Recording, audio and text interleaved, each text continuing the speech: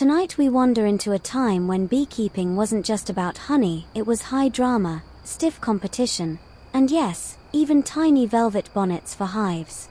Picture this. You're stepping onto a dewy English fairground in the late 1800s. Morning fog still clings to the hedgerows, your boots squelch on the damp grass, and there's a faint sweetness in the air. Not from candyfloss, no, this is warm, fresh honey, straight from combs proudly displayed by anxious beekeepers in tweed waistcoats. Around you, prim ladies sip weak tea under lace parasols, while gentlemen with waxed mustaches inspect polished wooden hive boxes like they're fine racehorses. A child runs past you holding a honeycomb like it's a trophy, and in the center of it all, a ring of tents shelters buzzing exhibitions, literally buzzing, with hundreds of bees calmly going about their work, unaware that they're in a contest. One misstep and, well, let's just say you probably won't survive this in a modern health and safety sense. So, before you get comfortable, take a moment to like the video and subscribe, but only if you genuinely enjoy what I do here. And hey, where are you listening from right now? Drop your location and local time in the comments. I always love to see how far this little show travels. Now, dim the lights, and let's ease into tonight's journey together. You inch toward one of the exhibit tents, and the world smells like beeswax, lilac pomade, and a bit of manure. This is still rural England, after all. A huge sign reads the National Agricultural and Horticultural Society Beekeeping Championships 1861. Underneath, rows of beehives are decked out like Victorian dollhouses. Some have tiny railings. One has a chimney. One, you swear, is wearing a velvet bonnet tied with ribbon. This is not the rough, smoke-filled image of beekeeping you might expect. These bees are genteel. Or, rather, their handlers are.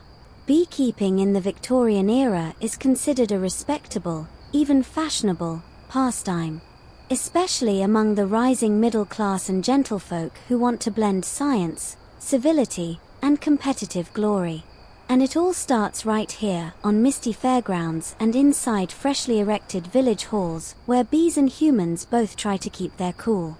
As you stroll past the displays, you notice that the hives are as much status symbols as they are homes for insects. No two are alike. Some are traditional skeps, the upside-down basket style, but others are elaborately carved wooden boxes with brass fittings and hinged doors. One has tiny stained glass panels, which seems wildly impractical for insects, but nobody asked the bees.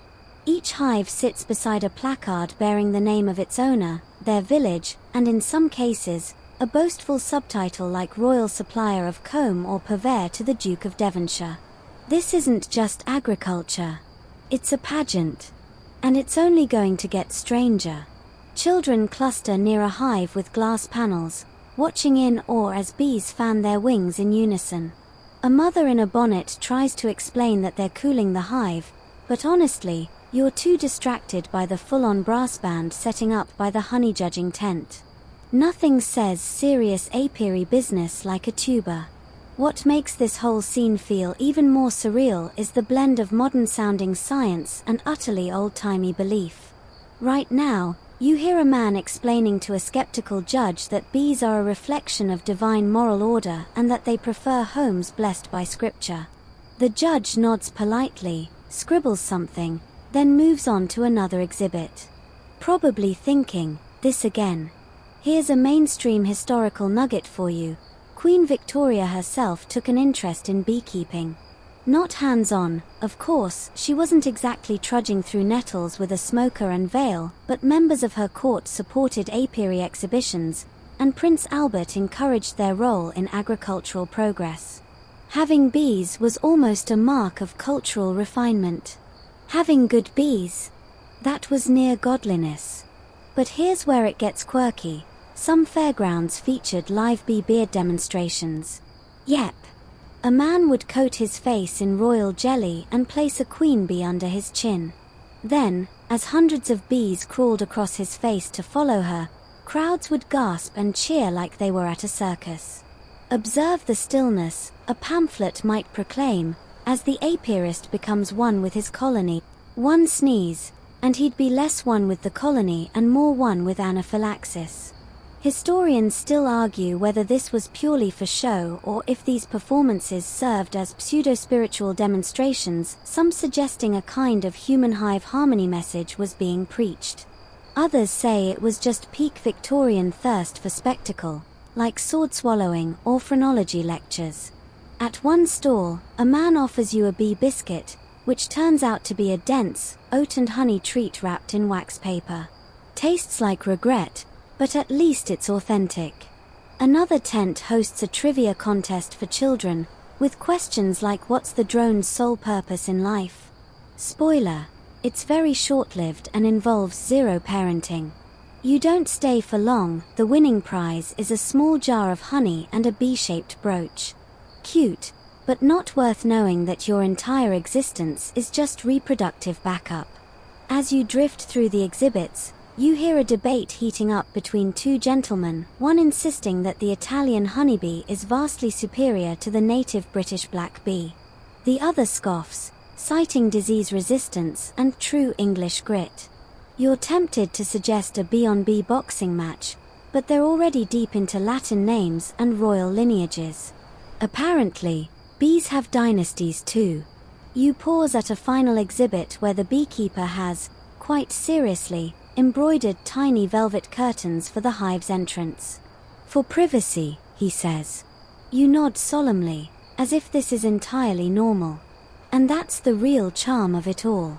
In the twilight world of Victorian beekeeping competitions, the line between earnestness and absurdity blurs beautifully. There's prestige, innovation, and a little bit of madness humming beneath those lacy veils and top hats. You feel it in every buzz and every honeyed sniff in the air. And, in a weird way, it's kind of comforting, this reminder that people, even in their starchiest eras, still found joy in tiny creatures and the sticky, golden chaos they bring.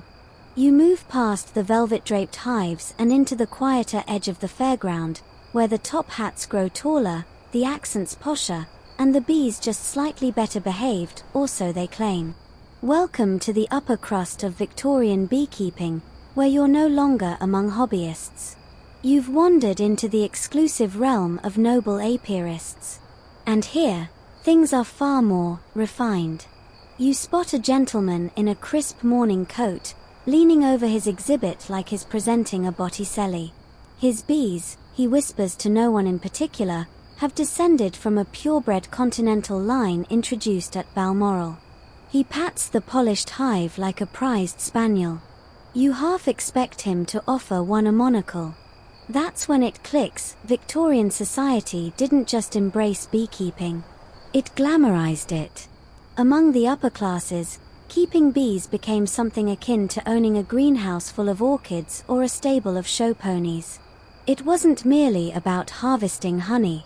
It was about taste, elegance, gentle dominion over nature, and, above all, looking very composed while doing it. It helped, of course, that beekeeping came with an aura of scientific credibility. The Victorians were obsessed with natural science, and bees gave them endless opportunities for research, observation, and flowery theories about nature's order.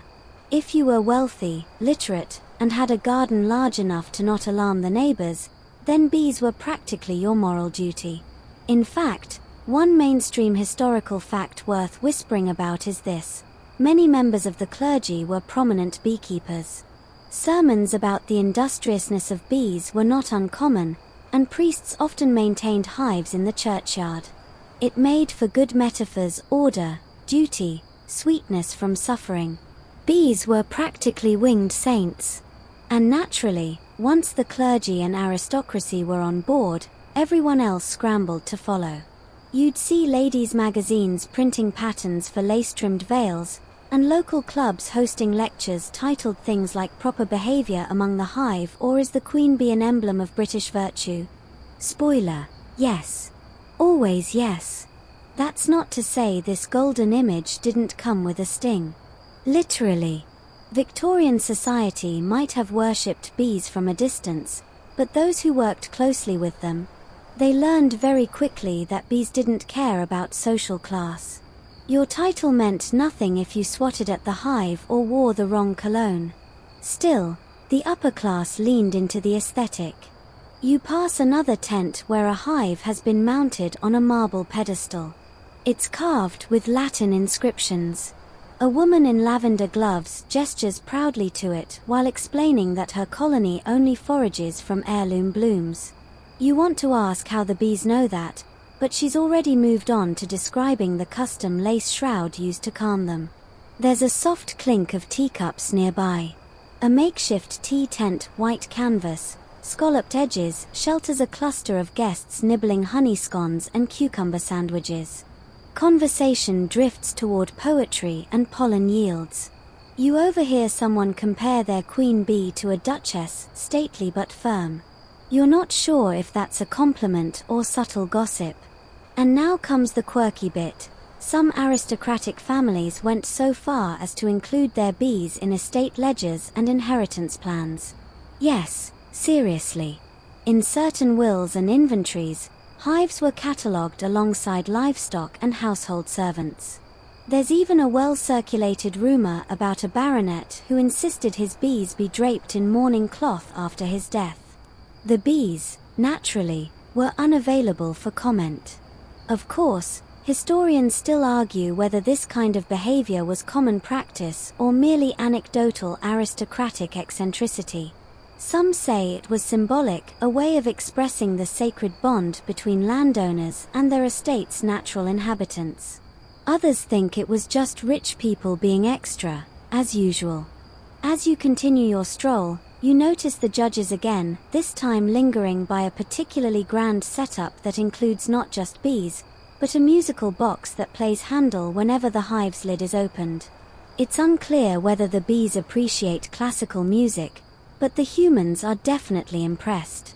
You start to suspect that the competition here isn't about bees at all, it's a Victorian-style showdown.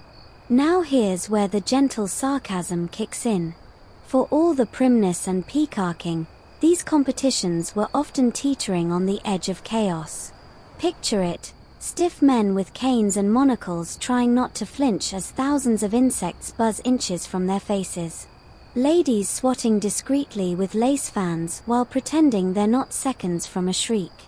And somewhere in the background, a child absolutely failing to resist poking a hive with a stick. And yet, this was serious business. Prizes included ornate silver cups, cash purses, and sometimes, though rarely, an invitation to exhibit at a royal estate. Winning was more than bragging rights. It was a symbol of one's refinement, intellect, and agricultural savoir-faire. You pass a board pinned with past winners' names. Most sound like characters from a Dickens novel: Colonel Thistlebottom, Lady Arabella Muse, the Reverend Hawthorne Bix.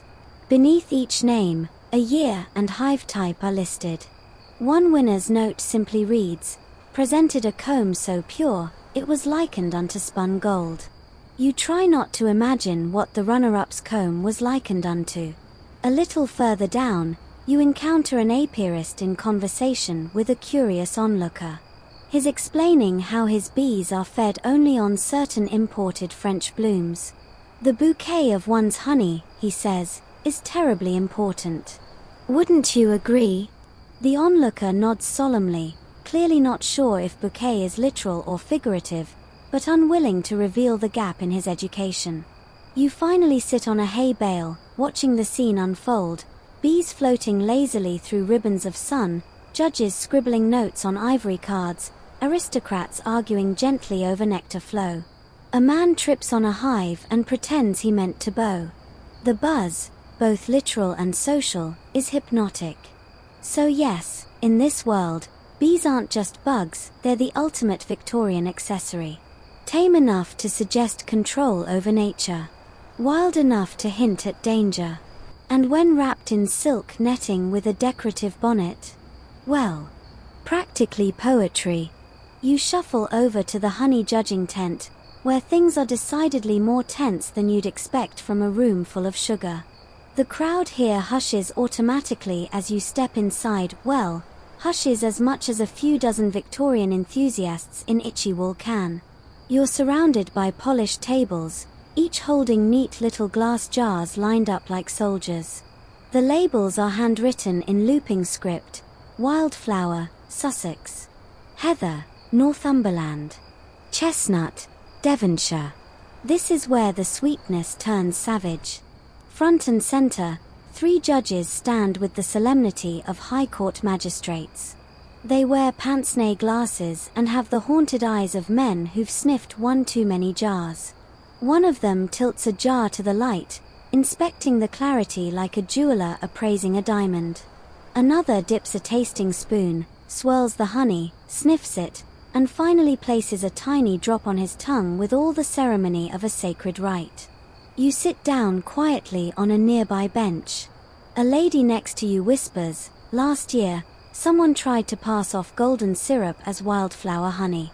Disgraceful." You nod, appropriately scandalized. See, in Victorian beekeeping competitions, the honey wasn't just the end product, it was the prize jewel, the pièce de résistance, the sticky gold bar. Judging it was both an art and a science. Or at least, an art pretending to be a science. They had criteria: color, consistency, clarity, aroma, taste. One competition rulebook devotes an entire page to acceptable golden hues and warns ominously against suspicious opalescence. And yes, here comes your historical fact. By the mid-1800s, the British Beekeepers' Association published official guidelines on honey grading, urging standards across local and national exhibitions. It was part of a wider effort to elevate the moral and practical standing of apiculture. Because if you're going to slather something on toast, you should respect it first. You watch as a contestant is summoned to defend her jar. A middle-aged woman in a plaid shawl approaches the table like she's walking to the gallows. "This one's got notes of time," she says hopefully. One judge nods. Another raises a brow. The third just keeps staring at the jar like it owes him money. And then you hear it, the dreaded phrase. Crystallization beginning near the base. The woman bites her lip. That, in honey terms, is a death sentence. But this is where it gets juicy or, well, sticky. You glance over to a small crowd gathered around a table near the back, where someone's raising their voice. You get up and edge closer. It seems a competitor has accused another of doctoring his honey. "He added cane syrup," someone hisses. "I saw it myself, brought in a jug behind the tent." Another voice counters, "That's just to sterilize the equipment." A man with truly heroic sideburns steps between them, holding a clipboard like a shield. "Gentlemen, this is a civilized event."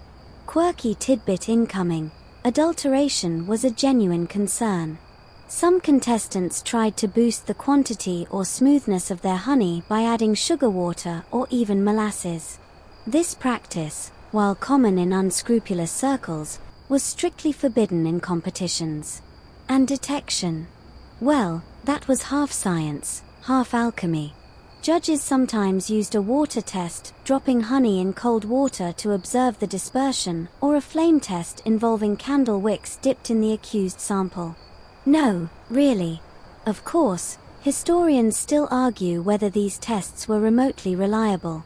Some say they were based on sound chemistry for the time. Others believe it was more about theatricality than accuracy, a kind of sticky witch trial to preserve the sanctity of the show. You return to your seat, watching as a particularly luminous jar of acacia honey is passed from hand to hand, each judge muttering approving sounds. The crowd leans forward. A man in the front claps quietly, then stops, realizing no one else is joining in. The jar is awarded a tiny silver rosette, and a small cheer erupts from the beekeeper's family. Suddenly, a bell rings, yes, a literal bell, and it's time for the blind tasting.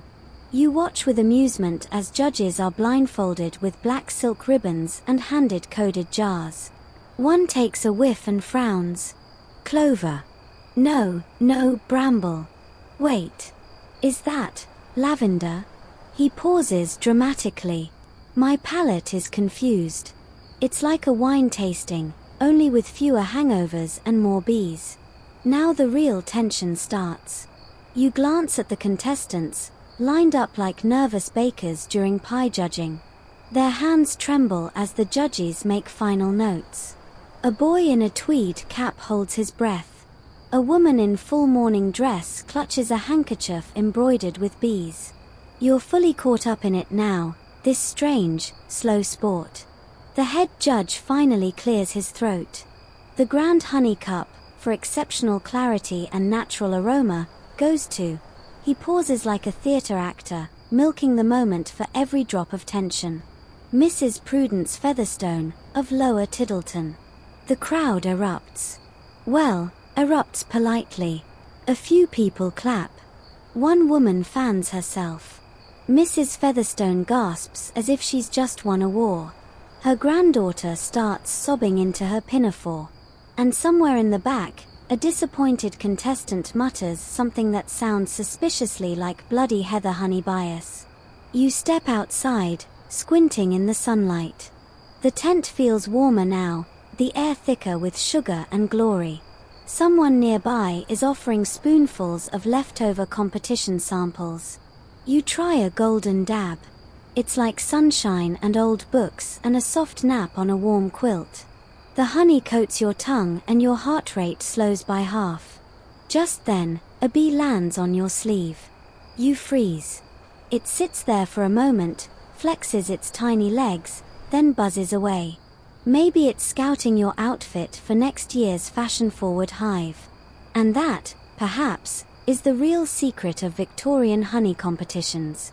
Behind the ceremony, the pomposity, and the petty accusations, it was always about chasing something perfect. Something golden and elusive. Something that could only ever be borrowed from nature, never owned. You wander away from the honey tent with your taste buds still tingling and your mind mildly blown. But don't get too cozy, because things are about to get far more personal. Less about taste, and more about pride. You're heading into the cutthroat underbelly of the Victorian beekeeping world, where the real buzz wasn't in the hives, but in the whispered gossip and barely contained shade thrown between rival apiarists. Right away, you notice it, two neighboring tents pitched a little too close together, their owners standing rigidly just outside, arms crossed, pointedly ignoring one another. One clears his throat every time a passerby admires the other's hive.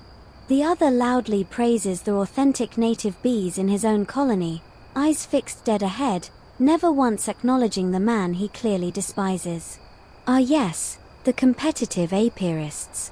The so-called gentlemen of the hive, who were anything but gentle when it came to titles, reputation, and who really discovered the perfect swarm-capturing technique. You hear murmurs of long-standing feuds. Stories of sabotage. One man apparently once smeared a rival's hive with old fish oil to discourage foraging. Another, it's whispered, tried to switch out his competitor's queen for an aggressive Italian hybrid just hours before judging. Drama. More like melodrama, but with bees. And here's your mainstream historical fact. As beekeeping gained popularity across Britain, local and national beekeeping societies formed each with their own rules, hierarchies, and, unsurprisingly, politics.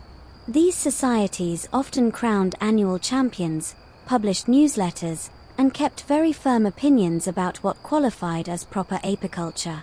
They even held their own dueling lectures, sometimes literally on the same weekend, to assert ideological dominance.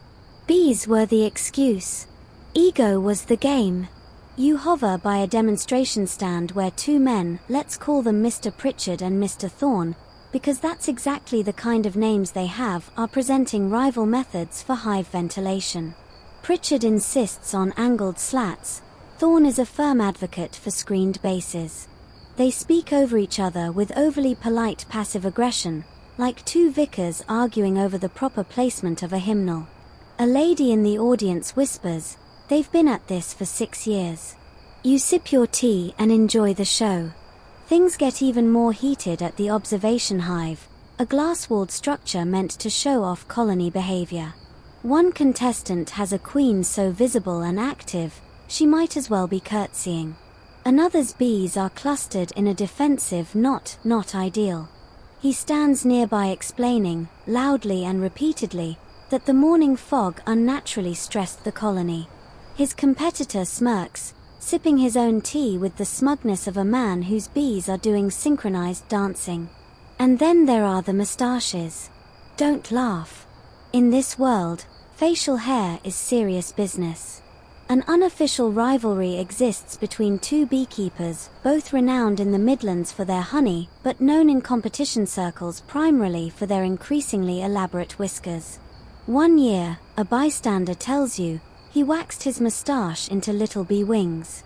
Wore a bowler with antennae. Won silver for creativity, gold for sheer audacity. Of course, the fringe tidbit you really weren't expecting is this. A few elite apiarists treated beekeeping the way others treated dueling. Not with pistols, thankfully, but with published rebuttals. Letters to the editor were weaponized. If someone suggested a new hive design, you could count on a counter-article titled something like "On the dangerously misguided notions of one Mr. WL regarding comb spacing." Paragraphs of flowery insults followed, all under the pretense of academic civility. Historians still argue whether this level of animosity was performative, more puffery than poison, or if genuine bitterness simmered beneath all those lace cuffs and polite bows. There are certainly documented incidents of competitors refusing to shake hands at prize ceremonies. One man reportedly left an exhibition in a huff after his sun hive lost to a rival's moonbox. He never returned. You pass a corkboard cluttered with flyers. There's a notice for an upcoming bee lecture, The Morality of Swarm Behavior. Another promotes Mrs. Fawley's patented hive handles, now with improved finger comfort. In the corner, a single sheet flaps in the breeze. Truth about the Featherstone method, an open letter. Scandal clearly still buzzes here. Yet, it's not all petty spats and pompous lectures. Beneath the prickly pride, most of these competitors do share a sincere admiration for their craft. You watch one grizzled beekeeper, long past competing age, calmly explaining brood frame rotation to a nervous teen preparing for his first exhibition. The boy nods reverently. The man's expression softens. There's a quiet acknowledgement that despite the bickering, they're all bound by something deeper than ribbon envy. Back at the main arena, the hive decoration judging begins. You hear someone scoff behind you. If Miss Hayward wins again with those ridiculous painted daisies, their voice trails off. Miss Hayward, dressed in pale yellow and wearing a sash that reads Apiary Artist 1889, smiles with radiant calm. Her hive is decked out like a blooming garden party. The crowd loves it. Her nemesis does not. Then, just as things seem to settle, a commotion breaks out near the registration tent. A man, red-faced, finger-pointing, is demanding his hive be reweighed. The scales were tilted, he cries. Biased volunteers. Biased, I say. Someone fetches the judge. The man rants about favoritism, conspiracy, and sabotage via lavender oil. Bees, perhaps wisely, avoid the whole debacle entirely. And here's the gentle irony. For all the high-minded talk about order and dignity, beekeeping competitions are as prone to squabbling as any village bake-off. Maybe even more so. After all, these folks don't just love bees, they identify with them. Community-minded, industrious, and when provoked, capable of an unexpected sting. As you leave the area, someone taps a sign into the ground. Please respect fellow exhibitors even if they're clearly wrong. You chuckle. That might as well be the Victorian beekeeper's motto. And maybe, just maybe, that's part of what made these competitions so compelling. They weren't just about the insects. They were about us, our quirks, our pride, our stubborn need to prove we're the best at whatever we love, even if that something is wrangling thousands of winged sugar junkies into a wooden box shaped like a chapel. You drift toward a row of exhibits that seems quieter, calmer, almost reverent. The shouting matches and side-eye rivalries fade into the background as you approach a display that feels more like an art gallery than a livestock show. Here, the beehives aren't just functional, they're beautiful. Elaborate. Whimsical. You blink twice at one shaped like a Grecian temple, complete with tiny Doric columns and a painted frieze of nymphs and bees dancing under olive branches. Because why not? Welcome to the hive design competition, the most visually bizarre and delightfully impractical part of the Victorian beekeeping world. Here, style flirts recklessly with utility, and hive boxes are judged not only on how well they house bees, but also how well they make your jaw drop. Directly in front of you, an octagonal hive carved entirely from mahogany rotates slowly on a display turntable. Its roof is domed like St. Paul's Cathedral. An older woman in a lilac bonnet whispers to her friend, "They say the queen bee only lays eggs on the side facing Canterbury." That sounds suspiciously theological, but in this crowd, that kind of statement tends to go unchallenged.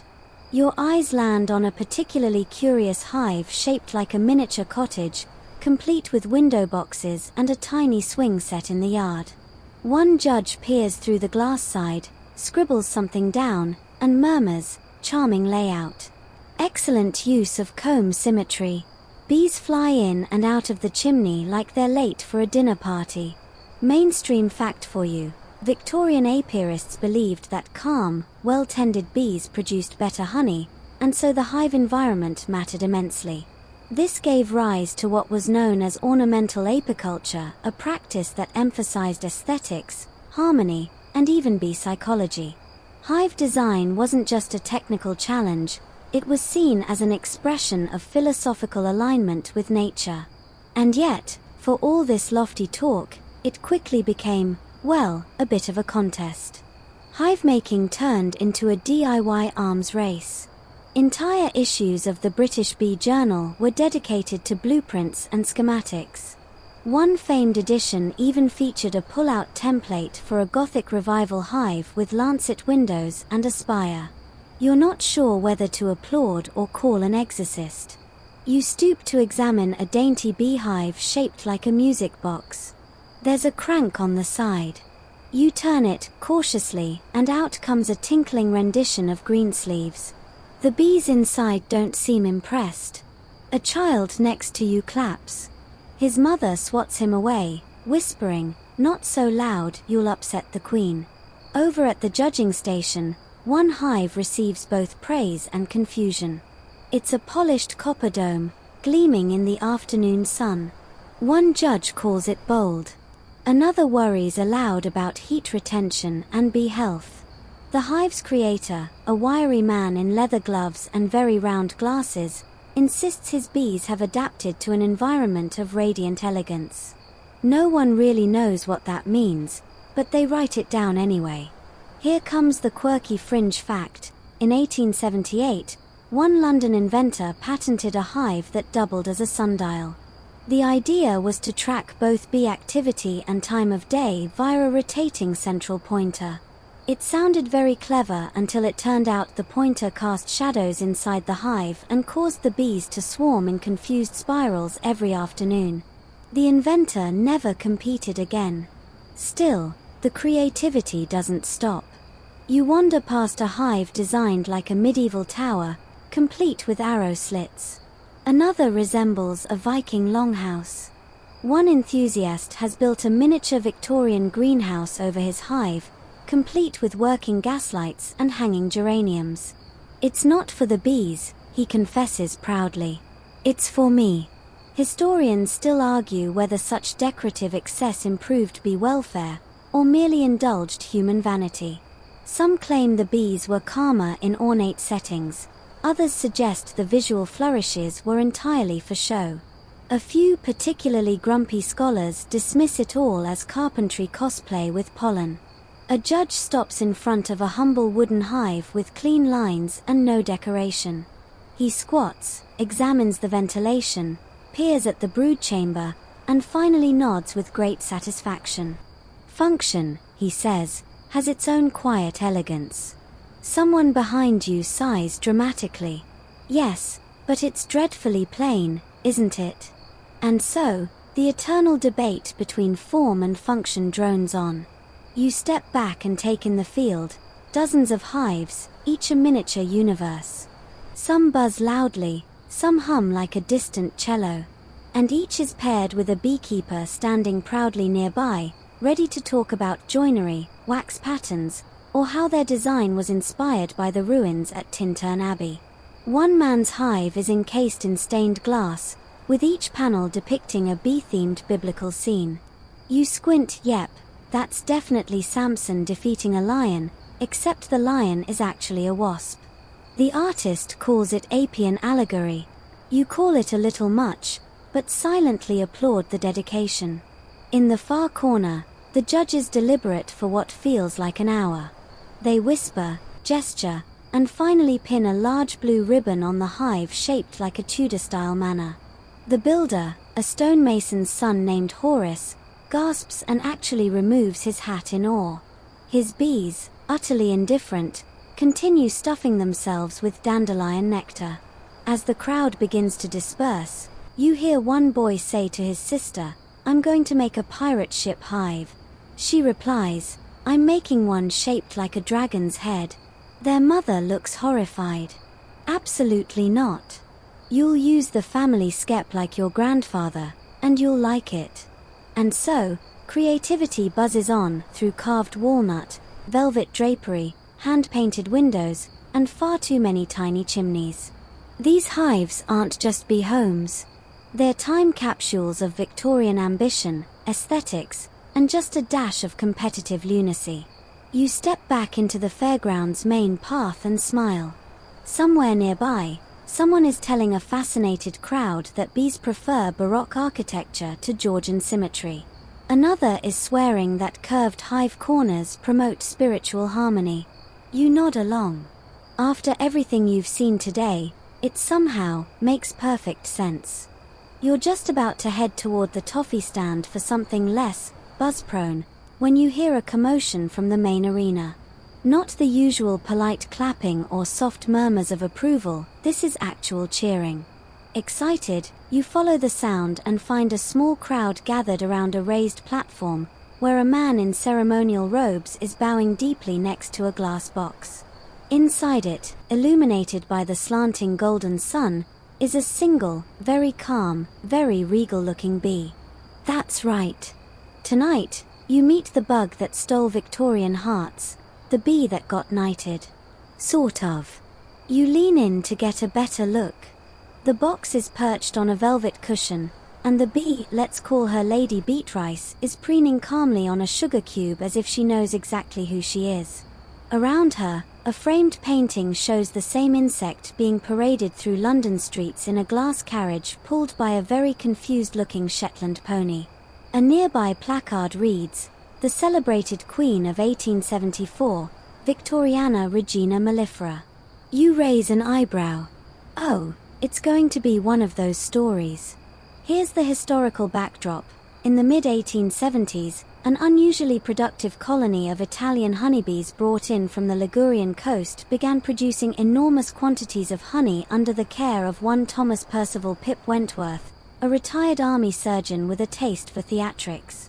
His bees weren't just efficient, they were unusually docile, responsive to handling, and, according to Pip, took to Mozart like ducks to water. Or bees to sonatas. So what did Pip do? What any rational Victorian would.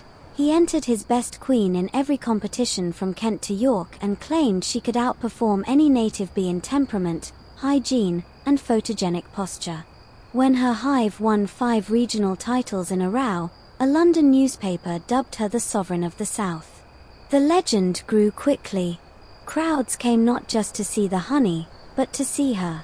At the Crystal Palace exhibition, Pip had a special carriage built, glass walls, gold trim, velvet interior. The queen bee was installed inside, surrounded by her court, and driven down the promenade like royalty. People tossed flower petals.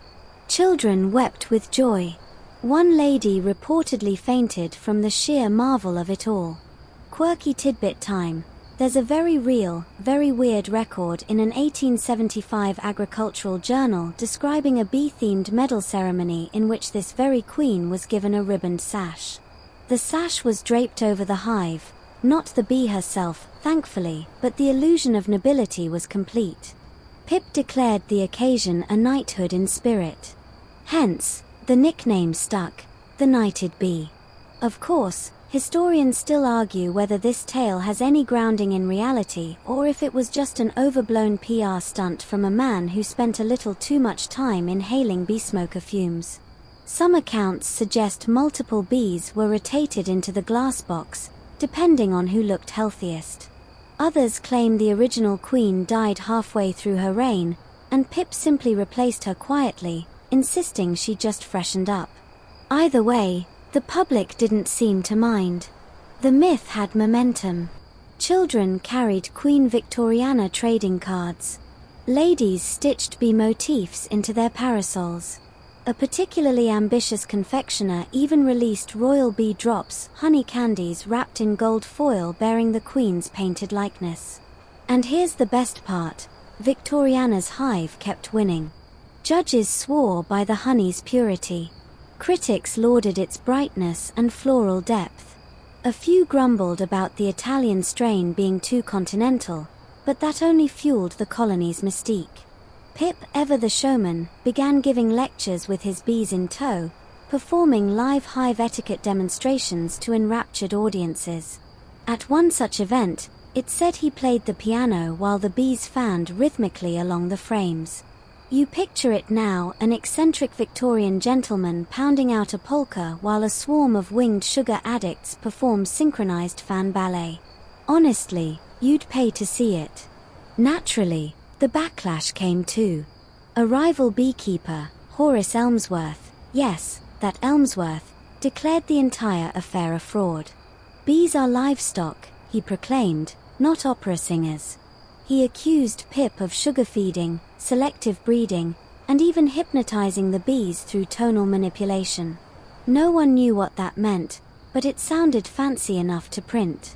One anonymous letter in the Practical Apiarist suggested Pip had substituted the original queen after her fifth win, as no bee could possibly maintain such longevity. Pip responded with a scathing rebuttal titled Long May She Buzz, in defense of the true Victoriana. It contained footnotes and a sonnet. You sit down on a hay bale as the announcer reads out excerpts from Pip's speeches, pausing for dramatic effect. In her modest majesty, she shows us the industry of queens, the patience of saints, and the golden light of English agriculture. The crowd claps politely. One child yawns. A woman nearby murmurs, "She's just so inspirational." You're pretty sure she means the bee. Near the platform, a replica of the original hive stands on display. It's carved from polished walnut, with inlaid ivory detailing, a velvet interior, and, no joke, a mirrored ceiling. Pip apparently believed bees should admire themselves for confidence purposes. You peer inside and catch a glimpse of the current Victoriana, probably a great-great-granddaughter, surrounded by a few sluggish drones and looking, honestly, pretty over it. But the legacy lives on. In modern beekeeping clubs, Victoriana-style queens are still bred for docility and productivity. The story, half truth, half myth, became a legend in the lore of competitive apiculture. There's even an annual award in some county fairs for Best Presentation Hive, still nicknamed the Victoriana Cup. You rise slowly, dusting hay from your sleeves, and take one last look at the bee in the glass box. She's just sitting there, licking her antennae like any other insect. Unbothered. Undisputed. Regal in her silence. And for a moment, you think, maybe the Victorians weren't entirely mad. Maybe, just maybe, it makes perfect sense to crown a queen who never asked for the spotlight, but bore it with grace and a wicked sense for nectar flow. The air is thick with lavender and pipe smoke as you wander from Queen Victoriana's fan club into what seems like the quieter, more serious wing of the fair, the one where hobbyists are replaced by men with furrowed brows and ink-stained hands. Here, under a long white marquee with sagging canvas sides, are rows of neatly stacked books, pamphlets, brass tools, and mysterious contraptions that look like medieval medical devices. You've stepped into the heady world of beekeeping science, the Victorian version. At first glance, it's all very orderly. Tables labeled hive innovations, disease studies, and pollen collection theories stretch before you like a sleepy academic's dream buffet. But make no mistake, beneath the polite coughs and Latin terminology, this place is a buzzing mess of unresolved theories, personal crusades, and the occasional wild guess in a frock coat. You stop at a display titled "On the Mathematical Geometry of Comb Construction." It's just what it sounds like: diagrams showing perfect hexagons, equations scribbled in charcoal, and a 3-foot wax sculpture that looks like a cross between a honeycomb and a cathedral ceiling. A nervous-looking young man explains that bees instinctively create the most structurally efficient shape known in nature. "Nature's engineer," he whispers, adjusting his pince-nez. "More precise than any draftsman." And that's your historical fact. Victorian naturalists were absolutely obsessed with the perfection of the honeycomb. Some saw it as proof of divine design, others as an evolutionary marvel. Mathematicians wrote entire treatises comparing the wax efficiency of hexagons to circles or triangles. It was geometry meets theology meets sticky fingers.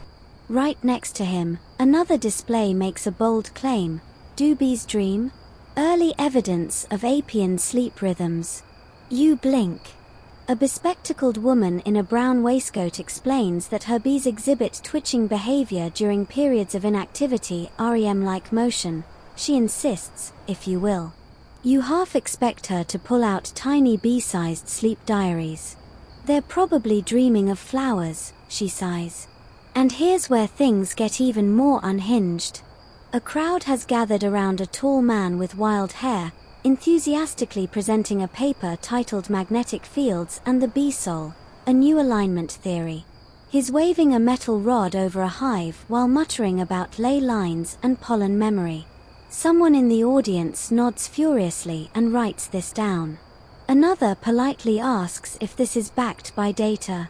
The man frowns, looks at the rod, and declares, "It vibrated earlier." You move on. But it's not all fringe hypotheses and overly confident mustaches. You pause at a neat row of microscope stations, where several beekeepers are peering into slides with furrowed brows. One calls you over and lets you look. The slide shows a sinister-looking parasite clinging to a bee's thorax. "Nosema apis," he murmurs. "One of the silent killers." Quirky tidbit here: Victorian scientists were some of the first to identify the diseases and parasites that plague bee colonies, including wax moths, foulbrood, and mites. Of course, they didn't always know how to stop them, but their detailed illustrations, equal parts grotesque and beautiful, became staples of every serious beekeeper's study. And while they didn't yet have antibiotics or chemical treatments, they certainly had ideas. You find a pamphlet suggesting that feeding bees small amounts of gin strengthens the colony's resolve. Another swears by chamomile vapor and Gregorian chant. No one agrees on anything, and yet everyone speaks with complete certainty. Science. You pause by a booth displaying smoker prototypes. One's shaped like a teapot. Another looks suspiciously like a repurposed clarinet. The inventor beams at you and explains, "My design introduces lavender oil into the smoke, calming the bees and scenting the beekeeper." You lean closer. He smells like soap and soot. "Patent pending," he whispers. Now comes the real kicker. You're drawn to a table that features something no one else has dared try, a mechanical bee. Yep. There it is, perched on a small stand, made of brass, leather, and clockwork gears. The creator, a wide-eyed man named Algernon, turns a tiny crank and the wings buzz weakly. "It could revolutionize pollination," he tells you, breathlessly. Imagine artificial scouts leading real bees to ideal nectar sources. You nod slowly, already imagining it flying directly into someone's tea.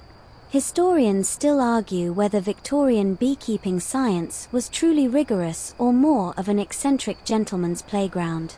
On one hand, many of their early discoveries about bee behavior and disease laid the groundwork for modern apiculture. On the other, some insisted bees could be trained to spell words using color-coded pollen. Spoiler, they could not. Still, there's something oddly moving about this chaotic tent of would-be inventors and researchers. Every wild contraption and half-baked hypothesis is born of genuine fascination. You realize, these folks weren't just trying to win prizes, they were trying to understand the world. To peer into the hive and glimpse something more than honey. One final table catches your attention, a hand-bound book titled Songs of the Hive. You flip it open and find dozens of poems, some rhymed, some wildly not, about the nobility of bees, their rituals, their sorrows. One reads, "She dances not for vanity, but compass, rose and memory. Her wings are maps, her hum a hymn. She folds the sunlight, limb by limb." You shut the book softly. For a moment, the chatter of the tent fades. You hear only the muffled hum of nearby hives and the shuffle of feet on grass. A woman walks past with a notebook and a daisy tucked behind one ear, muttering about waggle angles. Science, you realize, might be messy, misguided, occasionally magnetic rod-based. But it's also wonder, and earnest questions, and quiet poems about bugs with wings. You step back into the sunlight, blinking as your eyes adjust after the shadowy cocoon of the science tent. The air feels fresher out here, tinged with the earthy scent of hay and the faint sweetness of crushed clover underfoot. But don't relax just yet, because ahead lies one of the strangest, most absurdly delightful features of Victorian beekeeping culture, bee pageantry. You spot the first sign as you round a corner. Queen Bee Parade begins at 4. There's a small sketch underneath, showing a woman in a flowing dress riding in a cart shaped like a giant daisy, pulled by what appears to be sheep, with wings on their harnesses. You're intrigued. And, let's be honest, mildly concerned. It turns out this event isn't about actual bees at all. No, this is a human spectacle, part performance, part fashion show, and entirely saturated with pollen-themed puns. Victorian beekeeping competitions weren't content with science and honey. They had to have a theatrical climax. And nothing screamed grand finale like dressing up one's daughter, niece, or very patient friend as a bee goddess and parading her down the fairground. Right on cue, you hear a brass band tuning up in the distance. Cymbals clash. A tuba honks disapprovingly. The crowd begins to gather along the makeshift promenade, a path of trampled grass flanked by hay bales and bunting. Children wave little flags shaped like hexagons. A man hawks bee spectacles from a wooden tray, yellow-tinted glasses shaped like compound eyes. You're tempted. Don't judge. Here comes the procession. First up is a troop of young girls in yellow petticoats and gauzy wings, prancing in circles and waving flower wands. They're led by a boy in a black and gold waistcoat who tries valiantly to perform a choreographed waggle dance, but ends up looking like he's dodging invisible pigeons. The crowd applauds anyway. And then, drum roll, please, the main attraction arrives, the queen bee herself. She's seated atop a rolling hive-shaped float, decked in gold lace, a velvet cape, and a crown fashioned from wax and daisies.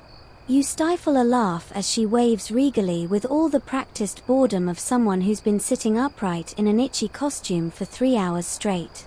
Beside her, 2 drones in bee-striped trousers scatter petals. One trips and falls face first into a basket of pollen confetti. It is, in a word, magnificent. Here's your mainstream historical fact. Many Victorian agricultural shows included elaborate themed parades, often featuring harvest queens or dairy princesses.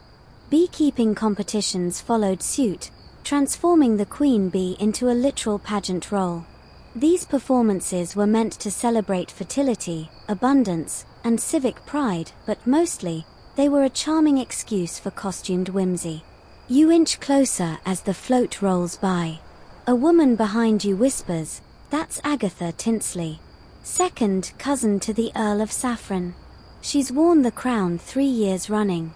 There's a pause. Though some say her hive's production doesn't quite justify the title. Scandalous. And now, the quirky tidbit you didn't see coming. In 1881, a particularly competitive pageant contestant named Clarabelle Thistlethwaite allegedly snuck a small vial of royal jelly into her tea on the morning of the parade. She claimed it would connect her spiritually with the colony. What actually happened was a rash and an allergic reaction that made her ears swell to the size of teacups. She still placed third. The parade continues. A man on stilts dressed as a giant bee stumbles and grabs a bystander's parasol. Behind him, a float depicting the Great Nectar Harvest features papier-mâché sunflowers taller than a chimney sweep. 2 teenagers dressed as droplets of honey awkwardly cling to the side. One has clearly lost a shoe. You glance down the path and see a small stage being prepared. A man with a booming voice announces, "The recitation of the bee oath shall begin momentarily. All junior apiarists, assemble." A gaggle of solemn-looking children in tiny beekeeper suits gather at the steps. One girl recites from memory, "I vow to tend the hive with care, to smoke, inspect, and gently stare. I shan't provoke or recklessly poke, and leave them pollen fair and square." The crowd claps. An older man nearby sniffles and whispers, "Reminds me of my own induction in '53. A judge hands out small pins shaped like bees, which the children wear with the seriousness of battlefield medals. You wonder if one day, they too will be arguing about the merits of lavender smoke and hive feng shui. But even here, amid the silliness and sparkle, a familiar theme hums beneath the surface: identity. These pageants weren't just fluff. They gave rural communities, especially women and children, a moment to shine in an otherwise male-dominated arena. While the actual beekeeping contests were often run by stern men with clipboards, the Queen Bee Parade allowed others to embody the spirit of the hive in a more symbolic, creative form. Historians still argue whether this tradition empowered or trivialized women in the apicultural world. Some say it offered a rare public platform, however decorative. Others argue it reduced feminine contributions to pageantry and pleasantries. The truth, as always, likely lies somewhere in the middle, maybe perched right between the velvet cape and the wax tiara. As the last float passes, an impressive if questionably safe tableau featuring live bees in glass spheres, the band strikes up a lively march. You catch a line from the lyrics being sung by a nearby group of children. "We work, we hum, we sting not much. Unless you're rude or prone to touch." You chuckle. Someone offers you a honey cake. You accept. It's sweet, spongy, and just a bit sticky, like everything else around here. And as the sun dips lower and the crowds begin to drift toward the evening exhibitions, you realize something important. No matter how eccentric, no matter how theatrical, these pageants carry the same heart as every other event you've seen: pride, community, and an undying love for tiny buzzing creatures that couldn't care less about crowns or choreography. You wander away from the bee-themed spectacle just as the marching band starts a heavily syncopated rendition of God Save the Queen, played with kazoos, no less, and find yourself in the far corner of the grounds, where the energy shifts from parade sparkle to quiet reverence. Here, the tents are smaller, the crowd thinner, and the signs handwritten. You've stumbled into what feels like a historical cul-de-sac, a display that dares to ask, what came before all this buzz? It's the Ancient and Primitive Hives exhibit, an odd yet endearing corner of the Victorian beekeeping competition devoted to the past. And not just the quaint past. We're talking centuries-old past, when hives looked more like medieval garden ornaments than engineering marvels. Right in front of you is a woven skep, essentially a straw basket flipped upside down. It's lopsided, frayed at the bottom, and radiates a kind of charming stubbornness. A placard beside it reads, circa 1680. Reconstructed with original materials. You lean in and sniff. Yep. Smells like dry hay, beeswax, and thyme. One elderly man with sun-wrinkled cheeks and a tweed cap is giving a lecture about the old ways. Back then, he says, tapping his cane against the skep, you didn't inspect your hive. You listened to it. You judged the colony's health by sound, weight, and whether or not the bees seemed moody. You glance at the buzzing crowd inside the replica. They seem determined. Maybe slightly sarcastic. Here's your mainstream historical fact. Before the invention of movable frame hives, like the Langstroth, beekeepers in Europe used fixed comb hives made of straw, mud, clay, and even hollow logs. These hives didn't allow internal inspection, which meant when it was time to harvest honey, you often had to destroy the whole colony. Brutal, but efficient, like many old agricultural practices. The skep was especially common in Britain. And while it's become a kind of rustic icon now, featured on logos, stamps, and scones packaging, Victorian reformers were divided. Some saw it as a romantic symbol of the good old days.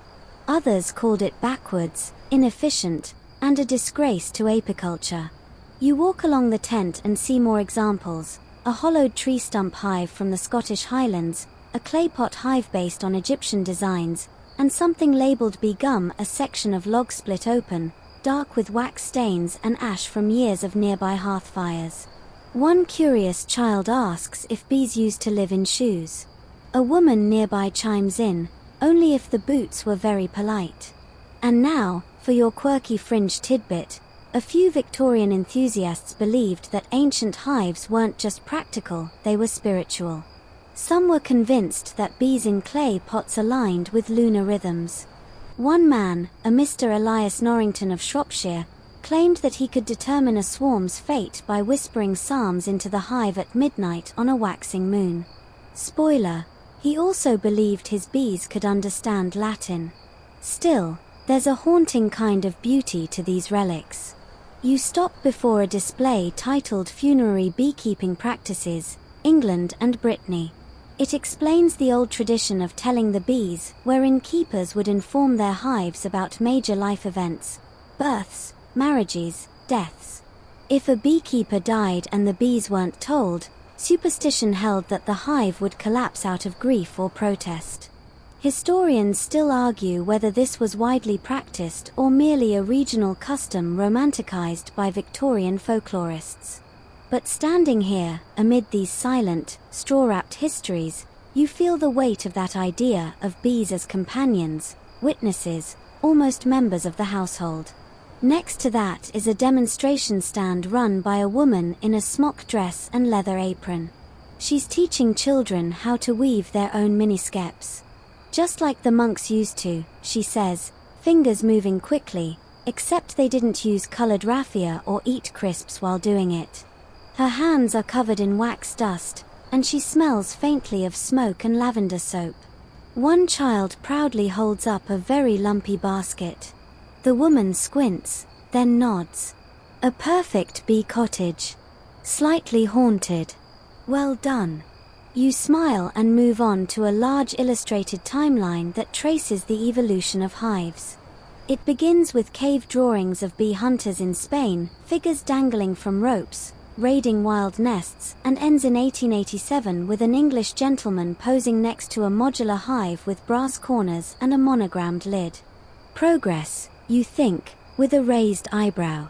But here's the thing: even amid all the innovation and brass knobs, some Victorians looked back fondly. Several exhibits bear ribbons for historical reconstruction.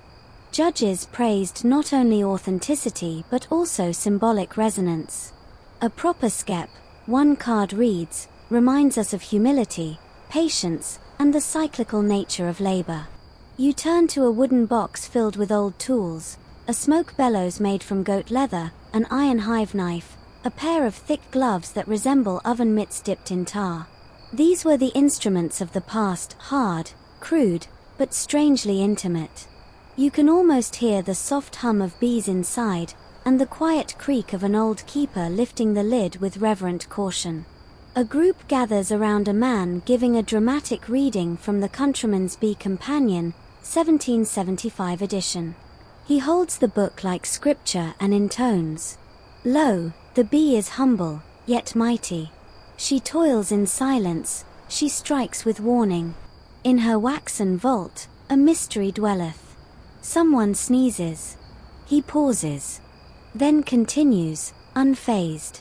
You move on, feeling oddly moved by all this straw and soot. There's something grounding here, less about competition, more about connection. These weren't just old tools or quaint artifacts. They were echoes of a time when bees weren't catalogued or studied. They were simply part of life. As you leave the tent, you glance back at a hand-painted sign that reads, "To remember the old ways is to sweeten the new." You're not sure who wrote it, but you believe them. You're starting to think there's nothing left at this competition that can surprise you until you hear shouting. Not angry shouting, mind you, but passionate shouting, the kind that only happens when a panel of Victorian gentlemen in felt hats are deeply, dramatically divided on a matter of great importance.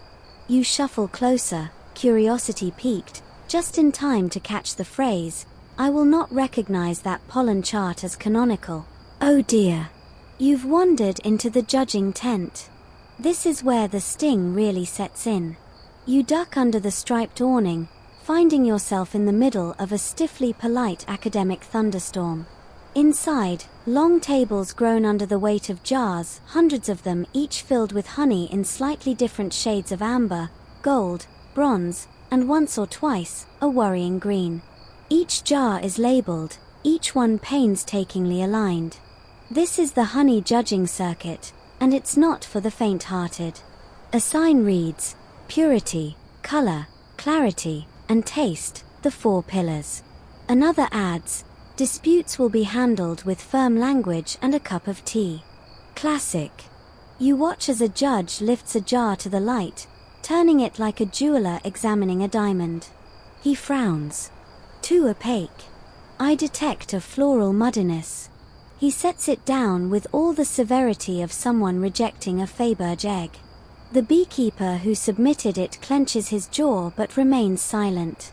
Nearby, another judge dips a silver spoon into a jar, tastes it, closes his eyes like he's performing a séance, then declares, "Linden, definitely." Perhaps with a hint of chestnut. The room nods solemnly. Someone writes it down in a ledger the size of a piano bench. Here's your historical fact. By the late 1800s, competitive honey judging had become so intricate that entire manuals were published detailing grading criteria.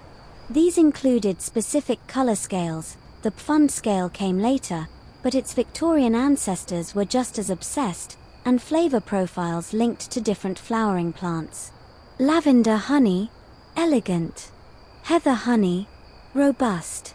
Dandelion honey, let's just say it was controversial. You hover near a display of comb frames being judged on cappage uniformity, which turns out to mean how evenly the wax covers the honeycomb. A woman with an intimidating monocle and a clipboard snaps, "This one has lumpy ceiling." Lumpy. Her assistant looks devastated. The bees, it seems, are not the only ones under pressure today. The air is tense, sticky, and smells like a candle shop in mid-July. But just when you think it can't get any stranger, you're handed a scorecard and invited to try the People's Choice Honey Flight. On the table are 6 small cups labeled by number. You sample them one by one, and honestly, they all taste like, well, honey. But one stands out darker, bolder, with a sort of smoky, herbal twist. You mark it as your favorite, then overhear someone calling it thistle forward with a brooding finish. You make a mental note to steal that phrase at your next brunch. And now, the quirky tidbit. In 1872, a judge at the Sussex Agricultural Fair reportedly resigned mid-competition after a heated disagreement over whether a certain jar's bouquet was too almond. The argument escalated into a duel challenge, with swords, though thankfully, it was called off after both men got distracted by a swarm that had broken loose from an unlatched display hive. The honey in question went on to win third place. Historians still argue whether Victorian honey judging was genuinely objective or just an elaborate excuse for gentlemanly drama. Some swear the judges had refined palates and rigorous criteria. Others suggest personal bias, politics, and even subtle bribes in the form of jam tarts may have influenced results. What's certain is that reputations were made and broken here.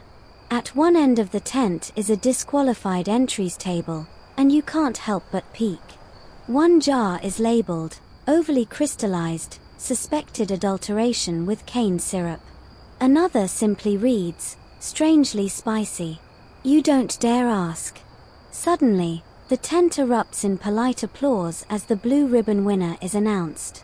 A soft-spoken gentleman named Edwin Grumblethorpe accepts the honor with tears in his eyes and a wax-dusted top hat in his hands. I owe it all to the girls, he says, referring to his bees, and a good season for apple blossoms. He's offered a silver trophy shaped like a bee skep and a certificate that says Most Harmonious Honey, 1883. You smile. He's beaming like he just won the derby. Beyond the honey, judging extends into other categories: wax, mead, bee bread, pollen samples, even best decorated extraction station. One table is devoted entirely to wax sculptures. There's a bust of Queen Victoria made entirely from beeswax. Someone whispers, "It melted a bit last year, nose collapsed." Very upsetting. At the wax candle display, you meet a woman who proudly presents her latest creation, a cathedral made from rolled wax sheets, complete with stained glass effects using tinted sugar panes. Took me 47 hours, she says, clutching a ribbon. You try to think of something encouraging that doesn't involve the words obsessive or holy shrine to bees. And then there are the scandals. A small, quiet crowd surrounds a table bearing a single, lonely jar. It's encased in a wooden box with slats, like a prisoner on trial. A judge stands nearby, arms crossed, as two men argue in hushed tones. You catch snippets. It's orange blossom, I swear it.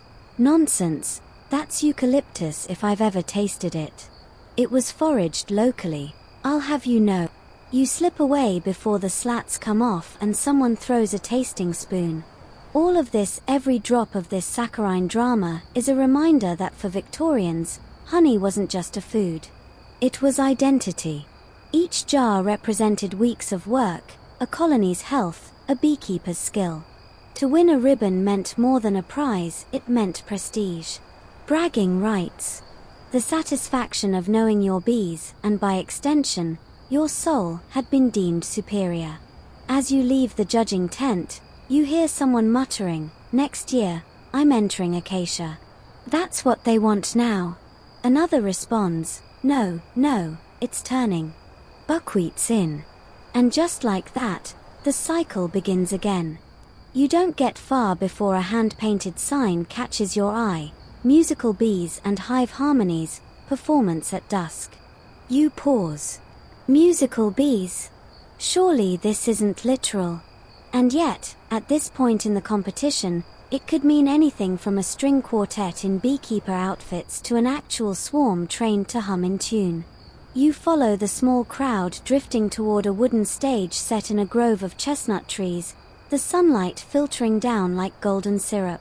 There's a modest platform surrounded by straw bales and paper lanterns shaped like honeycombs. In front of it, several oddly shaped instruments, some familiar, like violins and flutes, and others, not. One appears to be a xylophone made from hollowed-out wax combs. Another is a small organ fitted with bellows and tiny copper pipes, labeled the apiphonium. A woman nearby is dusting it gently with a squirrel hair brush. She's wearing a hat shaped like a daisy. You sit down just as the performance begins. A string trio starts to play something soft and winding, definitely romantic, definitely slow. But the real star, you soon learn, is not the violinist or the apiphonium soloist. It's the bees. Here comes your historical fact. In the mid to late 1800s, a peculiar school of thought emerged among some Victorian naturalists, one that proposed bees responded to sound, particularly music. It wasn't entirely unfounded.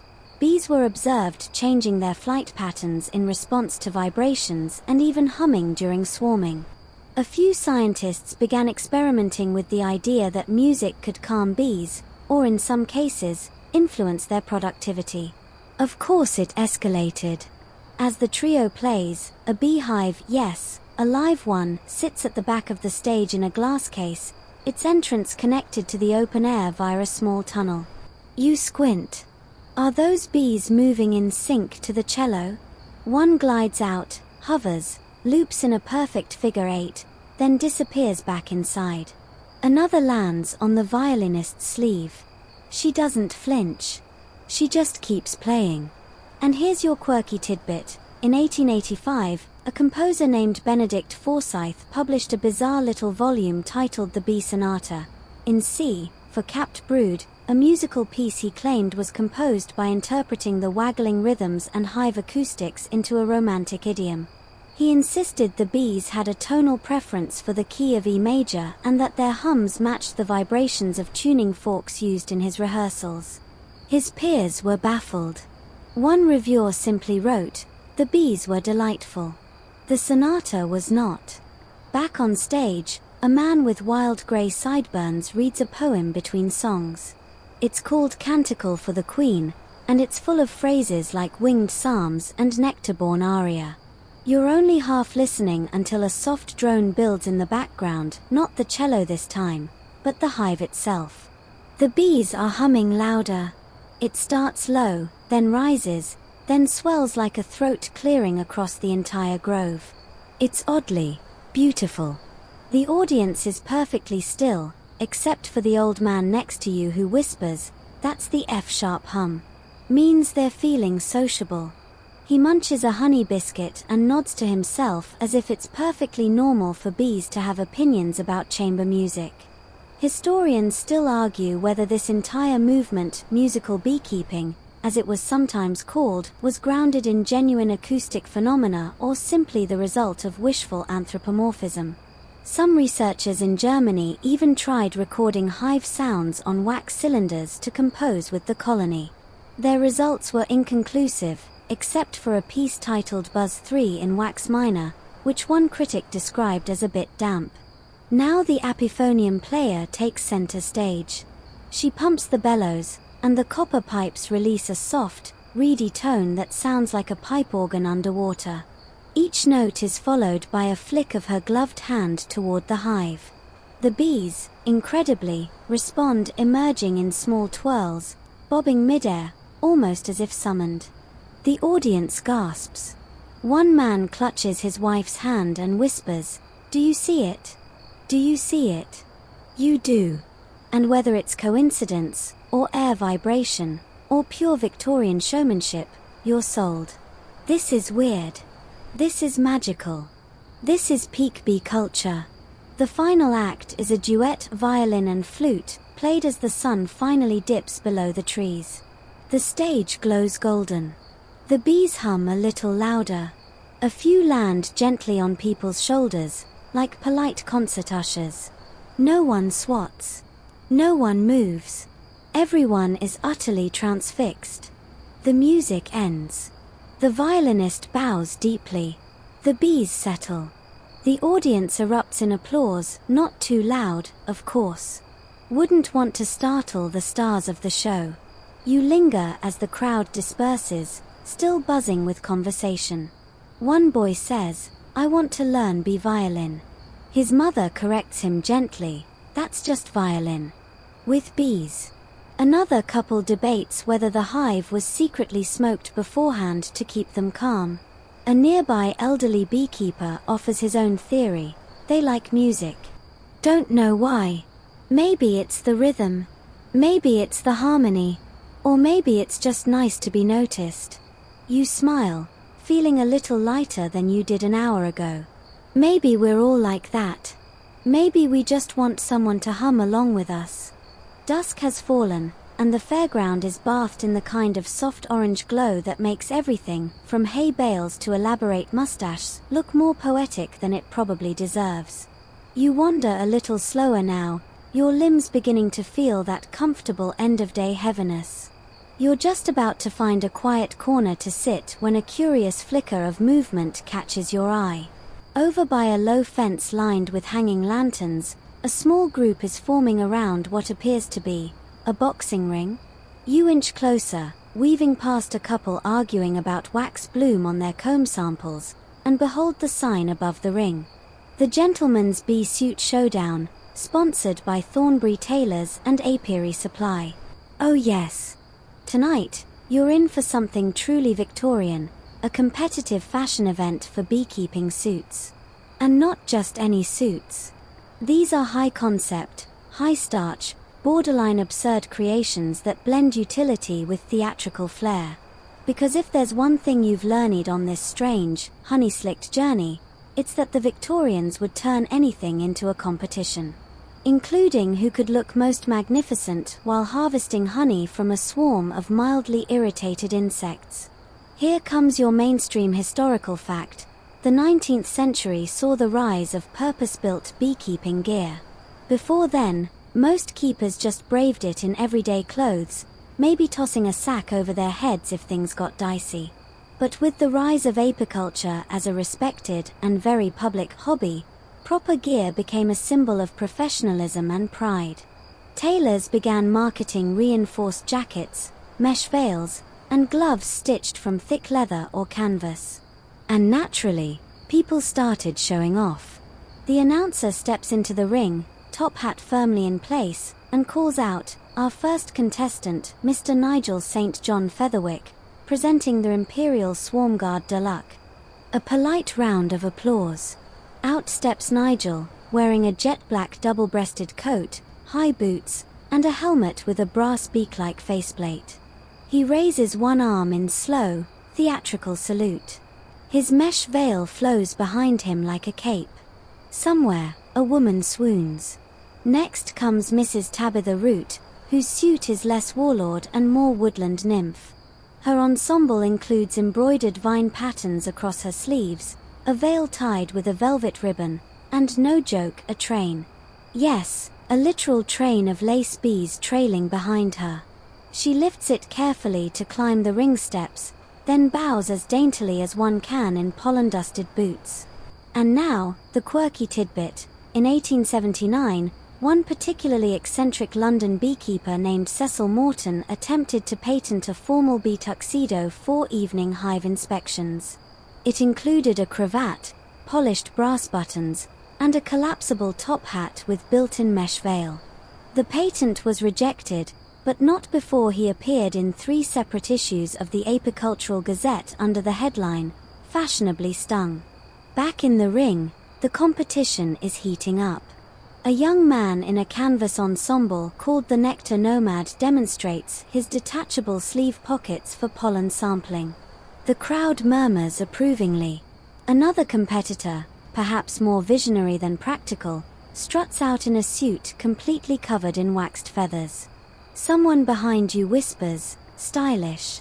But imagine getting that cleaned. Indeed.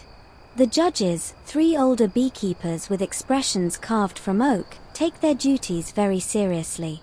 Clipboards in hand, they evaluate each outfit on protection, mobility, flair, and presentation humility. You assume the last one is a formality. No one here is being humble. And here's where it gets surreal. A pair of twin brothers step into the ring together, sporting identical suits made of thick quilted fabric, with matching embroidery that reads, "Buzz well, live well." They perform a synchronized hive smoker demo, complete with spins, bows, and a flourish that ends with a puff of lavender-scented smoke. The audience erupts in applause. A judge wipes away a tear. Historians still argue whether these sartorial exhibitions were taken seriously or treated as cheeky interludes between more earnest contests. Some suggest they helped shift public perception, turning beekeepers from rugged farmers into respected professionals. Others argue it was all just high-collared nonsense, an excuse to cosplay as heroic guardians of the hive. But standing here, you can't help but admire the creativity. These weren't just outfits. They were declarations. A beekeeper's suit said, "I care. I protect. I have excellent taste in linen reinforcement and a deep fear of stings." You lean against a fence post as the final contestant takes the stage, a stoic woman in her 60s wearing a traditional white cotton suit, well worn and patched, her veil tied with a simple leather cord. No frills. No brass accents. She carries a hive tool in one hand and a smoker in the other. The crowd goes still. She doesn't bow. She just stands there.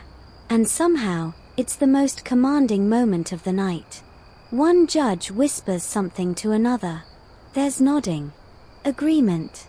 The woman steps forward, tips her veil back, and offers the faintest of smiles.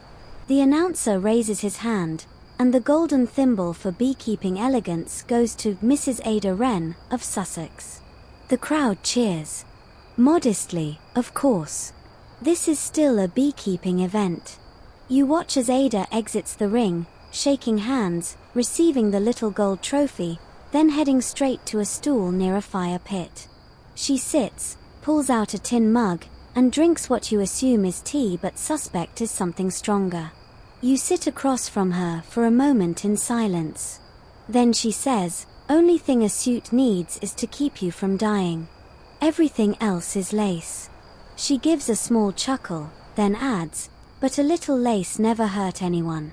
You leave the ring area smiling, replaying the highlight reel of linen battlesuits and embroidered bee trains in your head. Because somehow, the idea of competitive beekeeping fashion doesn't feel silly anymore. It feels kind of wonderful. The moon is high now, casting pale silver onto the fairground, and a gentle breeze stirs the bunting. Somewhere in the distance, someone strikes up a harmonica. The crowd has thinned, replaced by lingering couples, yawning children in bee-face paint, and the kind of people who thrive in the post-event quiet. You, of course, are one of them. You're heading toward what might be the final tent for the evening, the one with no signs, no fanfare, just a low lantern glow and the comforting creak of canvas. Inside, a handful of people sit in a circle on hay bales. At first glance, it looks like some sort of support group. And in a way, it is. You've entered the Bee Loss Memorial Tent, a quiet tradition held at the close of many Victorian beekeeping fairs. This is where beekeepers gather to remember the hives they've lost. Yes, really. Your first instinct might be to chuckle, but there's something arrestingly sincere about the energy in the room. No one speaks loudly. Some have brought small framed sketches or miniature hive models. One man holds a wax-sealed bottle that he says contains the last honey of a now-defunct colony. Another clutches a scrap of veil tied with black ribbon. You take a seat, quietly. Here's your historical fact. In 19th century rural England, bee loss was more than just a bad season. It could threaten a family's income, food supply, or even social standing. With no antibiotics, no modern pest control, and no guarantee of a good forage year, entire colonies could be wiped out by disease, weather, or poor management. And because bees were so intimately connected with household life, losing a hive often carried an emotional toll. One older man stands up, removing his hat. "Lost my best workers to chalk brood this spring," he says. "Never seen a decline so fast." He pauses. "They were a mellow bunch. Never stung me once. Not even when I dropped a frame." A few people nod in recognition. Another murmurs, "That's love." In the corner, a small blackboard is labeled Hive Names Remembered. Someone has written, "Daisy's Lot," "The Golden Nest," "Mayweather 5." Buzz Aldrin, R.I.P. Honeypot North, 1882 to 1883. You smile softly at that last one. It's ridiculous, yes, but also kind of beautiful.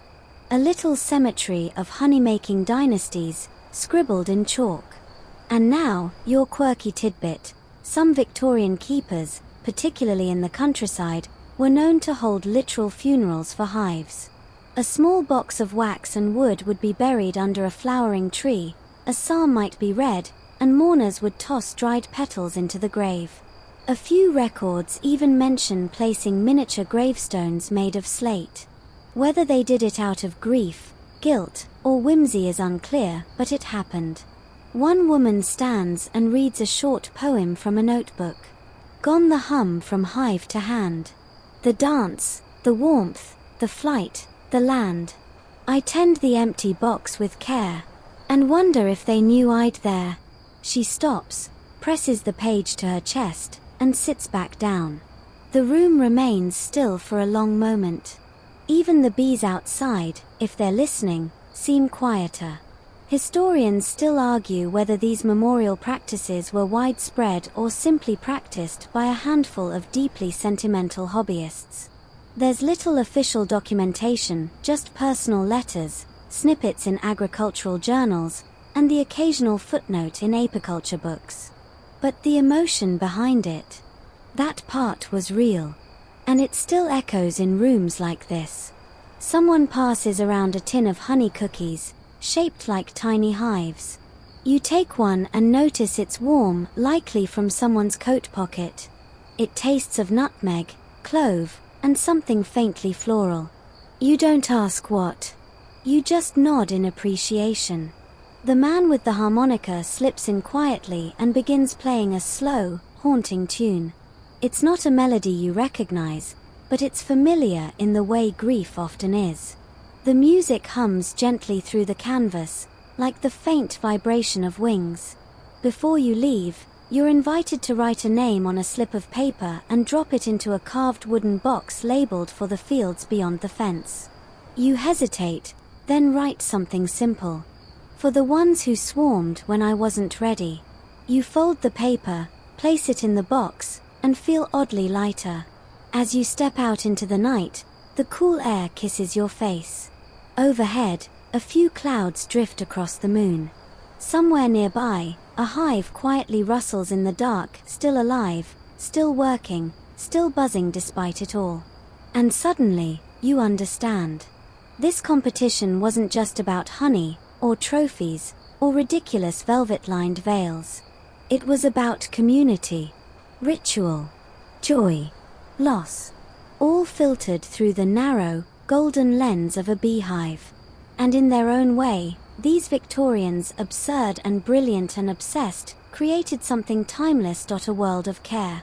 You're walking now with no particular destination, feet crunching softly over straw and spent petals, following lanterns strung between trees like glowing constellations. The fairground feels dreamlike in the dark, like a theater stage left half-lit after the actors have bowed and exited.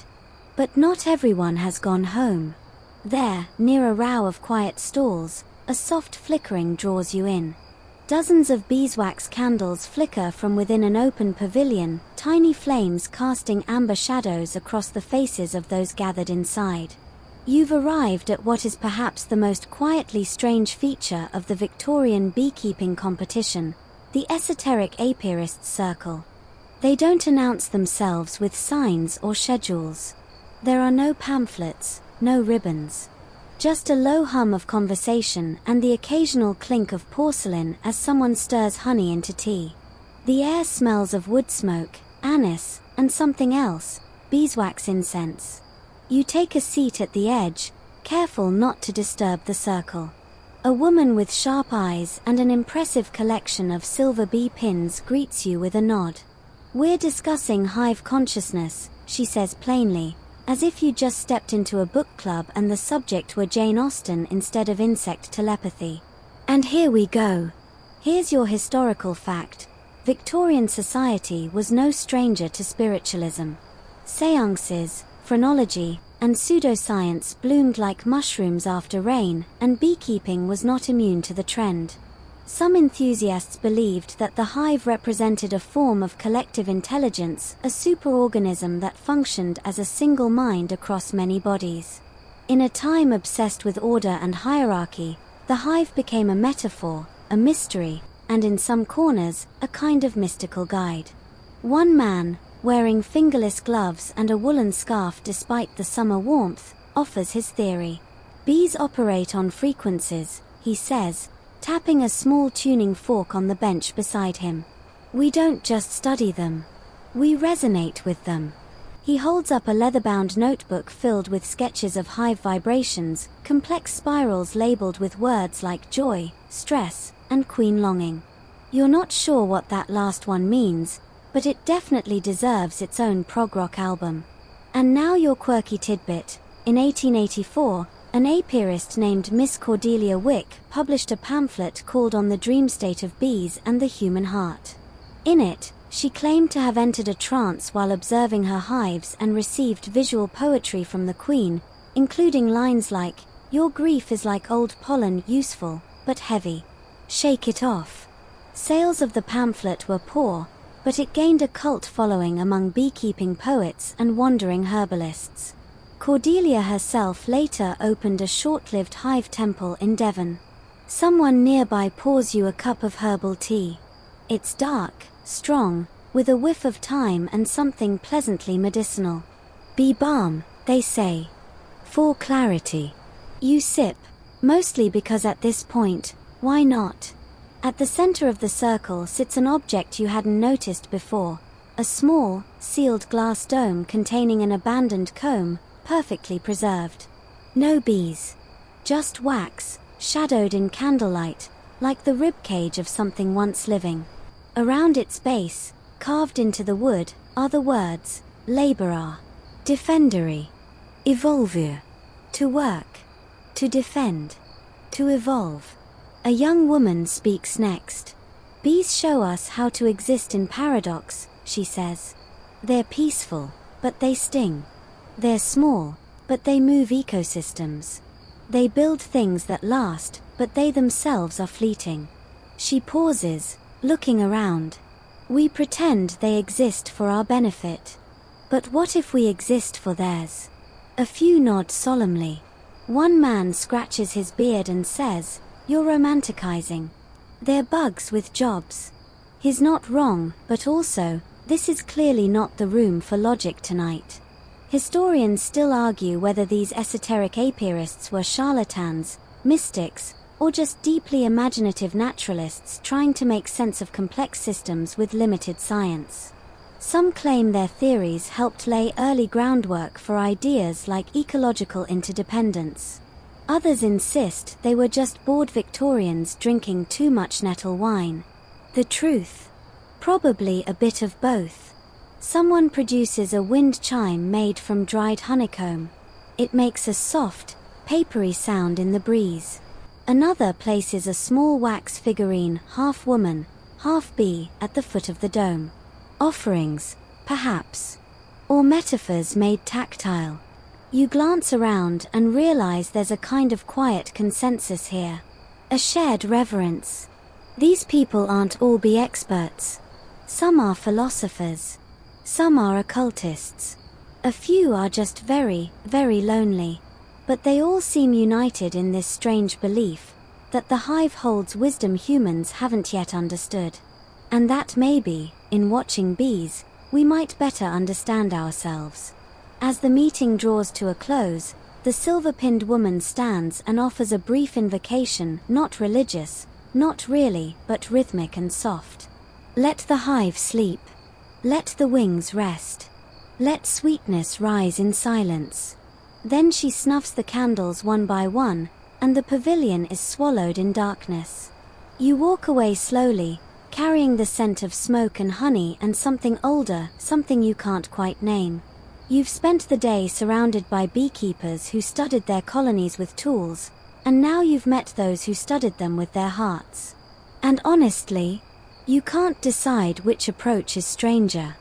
The fairground is nearly empty now, just a soft sprawl of moonlight over the trampled grass and quiet tents. A few lanterns still glow here and there, their flames bobbing gently in the breeze. You pass someone curled up under a skep-shaped blanket. Somewhere, a bee buzzes lazily around a candle stub, clearly off the clock. And you've got one more stop. At the edge of the field stands an arched trellis draped in ivy and dried flowers, lavender, borage, and the soft crumble of last year's clover. A wooden sign sways overhead, Queen's Court, the final procession. You step beneath the archway, drawn forward by the low thrum of drums and the hush of a gathered crowd. A narrow aisle parts the people, lined with lanterns and petals, leading to a small wooden stage at the center of a grassy ring. Around it, everyone is whispering, adjusting shawls, leaning into each other's shoulders. Then the drums stop. Silence settles, and the announcer, now dressed in ceremonial gold, steps onto the stage. He holds a long staff topped with a miniature hive and begins to speak in the slow, reverent tone reserved for things like weddings and meteor showers. We have witnessed the foragers and the guards, the makers and the dreamers, he says. Now, we come to honor the source, the Queen. And that's your mainstream historical fact. The Victorian era was obsessed with the symbolic power of the queen bee. She was used as a metaphor for monarchy, for industry, for divine femininity, and sometimes all three at once. Poets wrote about her. Scientists dissected her. Politicians compared her to their own sovereign, Queen Victoria herself, ironically forgetting that bees don't vote. A soft rustling draws your eyes to the edge of the ring. A procession has begun. From a far tent, 6 figures emerge, each cloaked in deep yellow robes stitched with black lines like delicate honeycomb. They carry between them a grand bee cage, more ornate than practical, draped in lace and topped with flowers. Inside, bathed in candlelight, is a live queen bee. Not just a queen, the reigning matriarch of the best-performing hive of the year. She's been judged on colony productivity, gentleness, swarm resistance, and overall regal bearing. She rests now in her little palace of wax and wire like a jewel on display. And now, the quirky tidbit. In 1886, a Yorkshire beekeeper named Winifred Dunlay crowned her prize queen bee Lady Nectarina and commissioned a tiny silver tiara for her. She claimed the bee stood taller, flew truer, and produced more honey when addressed by her full title. Whether Lady Nectarina appreciated this honor is debatable. She later swarmed into a chimney and was never seen again. Back on the stage, the announcer raises the hive cage with both hands and declares, "All hail the Queen." The crowd murmurs the same back, not quite in unison, and honestly, it feels more like a bedtime prayer than a chant. The Queen doesn't respond, of course. She simply walks her little wire palace, pausing now and then, antennae twitching as if unimpressed by all the fuss. Historians still argue whether these ceremonial crowning events were rooted in ancient fertility rites or were purely Victorian showmanship. Some point to older rural traditions involving harvest queens and animal blessings. Others insist they were just clever ways to get more people to stay until the end of the fair. Either way, it worked. Everyone's here. Even you. A final scroll is read aloud, a list of the year's award-winning colonies. There are cheers for the Honey of Harmony, the best forager team, and one hive affectionately named Sting Floyd that earned the gentlest temperament ribbon. Then, silence again as the Queen is slowly carried back through the aisle, her cage glowing like a lantern of living gold. You catch a glimpse of her as she passes. Small. Deliberate. Unbothered by the noise. You feel oddly humbled. And then, as if on cue, a bell tolls softly in the distance. The fair is over. You wander one last time through the empty lanes. Tents flap softly in the night wind. The judging tables are bare now. Someone has left a jar of honey beside the musical stage with a note that reads, "Thank you, girls." A small swarm still circles lazily above the tea stand, looking for leftovers. Everything feels slowed, softened, like the final page of a very strange but very good book. You find a bench near the skep-weaving tent, sit down, and let yourself rest. The night is full of small sounds, the chirp of crickets, the low buzz of a distant hive, and the occasional clink of a teacup being washed in the dark. You breathe in the scent of beeswax and ash. You think about everything you've seen. The inventions. The music. The grief. The lace-covered dew lists. The haunted skep poets. All of it sticky, strange, and beautiful. You close your eyes. The world hums. And in that hum, you hear it all again. So now, as the lanterns fade and the last traces of beeswax drift through the night air, you begin to let go of the fairgrounds. Let the tension melt from your shoulders. Let your breath slow, like a gentle breeze moving through the orchard edge of an old Victorian farm, where hives sleep undisturbed beneath rose trellises and pear trees. Picture those wooden boxes, nestled quietly in the moonlight, silent from the outside, but inside, a low, contented hum continues. Warm. Alive. Constant. Your thoughts drift like a forager returning home.